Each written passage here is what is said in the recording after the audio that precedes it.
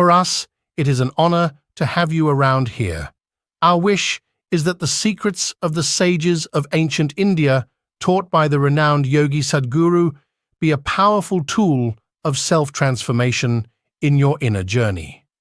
Get to know our yoga course by clicking on the link that is in the description of this video and learn more.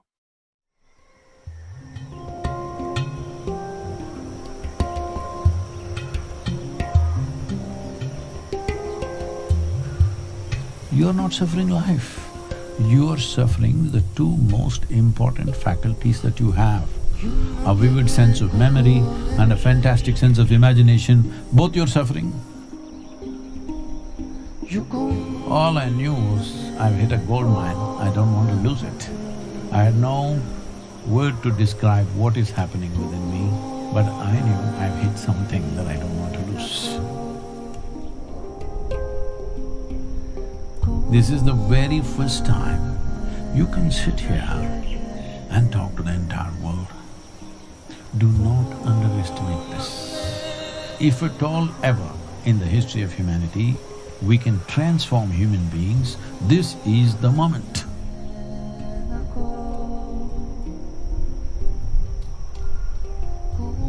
This is our time on the planet. What we make out of this damn world is ours, whatever we make out of it.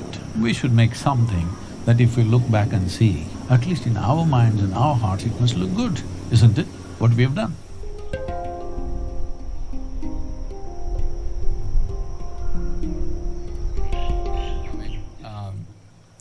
This is an absolute privilege to be surrounded by so many light workers and people who are doing amazing things in the world and are curious about self-transformation. Sadhguru is a yogi, he's a mystic, he's a visionary, he's a New York Times best-selling author running one of the largest non-profit volunteer-ran based organizations in the world. He's spoken on many forums like the World Economic Forum, United Nations, and other prestigious platforms across the world. His books, his teachings, his courses have transformed the lives of millions of individuals, including myself. Sadhguru, your teachings, your books, the courses that I've been to, Inner Engineering and Shunya, have been a major source for my own personal growth and spiritual transformation over the past 4 years, so thank you so much. Without further ado, I just want to say thank you all. Within 72 hours, we were able to pull off this gathering of incredible influencers, incredible power players, people who are really on the path, and it's truly a privilege to have Sadhguru here with us today, so thank you so much. Namaskaram.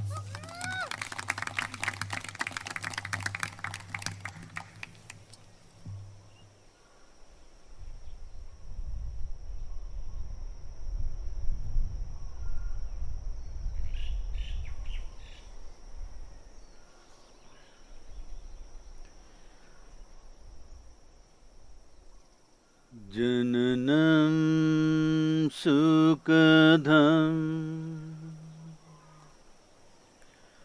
maranam karunam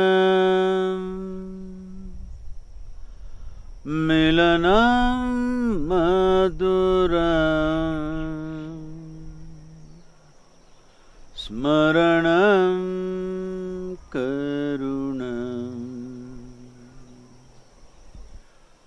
kalavashadiha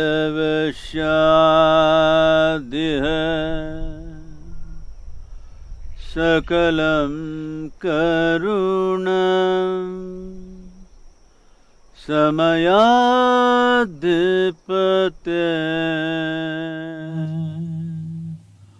akilam karunam.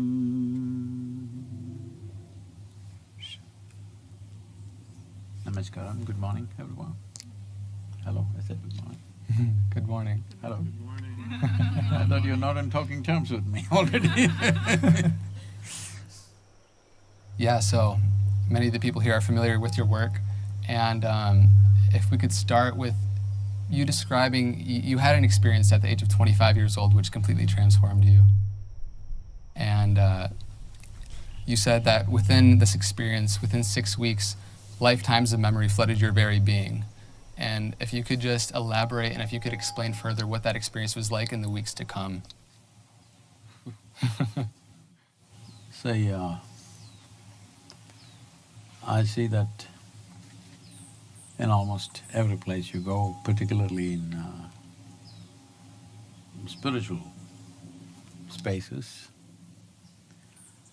Usually, a whole lot of people are talking about how either their childhood was bad or abusive, or they were unhappy and this happened, that happened, all the terrible things happened, and how they came to some spiritual experience and everything changed. Well, I was not a spiritual seeker by any standards. I had no any kind of connection with India being what it is, its tradition or religion. I grew up a-religious totally.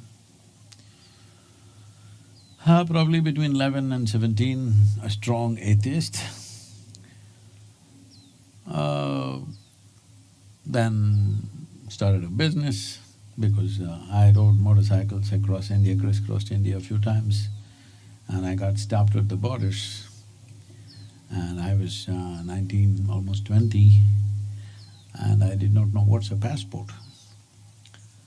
I've been riding since I was 11, 12. 18th birthday, within a month I went and got my driving license. I thought that's my passport to the world. I'm saying in today's world, a 5-year-old child would know what is a passport, what is nations, what is borders, what is rules, everything. I didn't know nothing at 20. All I thought was my motorcycle can take me across the world. So when they stopped me and I realized I need documents and money to go somewhere, so I went and started a business of my own. Well, it became successful, then I started one more and one more, half a dozen different things. So, when everything that you're doing is successful, you slowly… it so happens that the planet is not really going around the sun, it's going around you. So everybody's clapping their hands, you're doing great and this is fantastic, that's fantastic. So, I'm a young man, super cocky and doing good for myself. So slowly, this round the world riding that I wanted to do started receding as you became more and more successful, and you also get more and more entangled, so many things. Half a dozen businesses to run, so morning to night something is happening all the time. Then one afternoon, I think all of you know about this. Why is he making me say this? There was a tradition in India, in Mysore, that's a town where I come from. You know Mysore? You heard of Mysore? No? Mysuru? Now it is. So, the thing was, for the youth in Mysore, if we want to test our motorcycles, we rode up Chamundi Hill. It's a small hill inside the town. If we want to party, we go up Chamundi Hill. If we fall in love, we go up Chamundi Hill. If you fall out, you have to go up Chamundi Hill. If you have nothing to do, you end up Chamundi Hill. So one afternoon between business meetings, about a 2-hour space I had. So not knowing what to do, I just rode up Chamundi Hill. I parked my motorcycle, went and sat up on a rock that the hill was very familiar to me. I've camped there, I've spent days there trekking and right from my childhood. So I know the place very well, one of those big rocks, I went and sat on it. Till then, I thought, this is me, and that is somebody. I have no issue with that somebody, but that's somebody. This is me. And for suddenly, in a few minutes, I did not know which is me and which is not me. It was all over the place. What was me was just everywhere. And I thought this lasted for about 5–10 minutes, maybe 15 minutes. But when I came out of it, about 4.5 hours had passed. For the first time in my adult life, tears, me and tears were impossible, I lived like that. But tears to a point my shirt is all wet, every cell in my body is dripping ecstasy. I've been peaceful and happy, that was not an issue. You're young, you're successful, everybody's clapping their hands about you, so what's the problem? It's not that being peaceful or happy was an issue, but this was something else, I'm just exploding from within. And when I shook my very pessimistic or very skeptical head that I had, I was a super skeptic about everything. When I asked my mind, what's happening? The only thing that my mind could say was, maybe you're going off your rocker. And to the closest of my friends, when I shared, something is happening to me. Hey, come on, what did you drink? What did you pop? Tell me, what did you… You know, this is our time, this is a certain time, 60s, 70s. Well, I knew there was no context to my experience. I had no knowledge about what it is.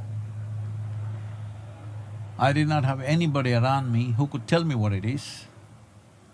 All I knew was, I've hit a gold mine, I don't want to lose it. I had no word to describe what is happening within me. I had no explanation for what's happening within me.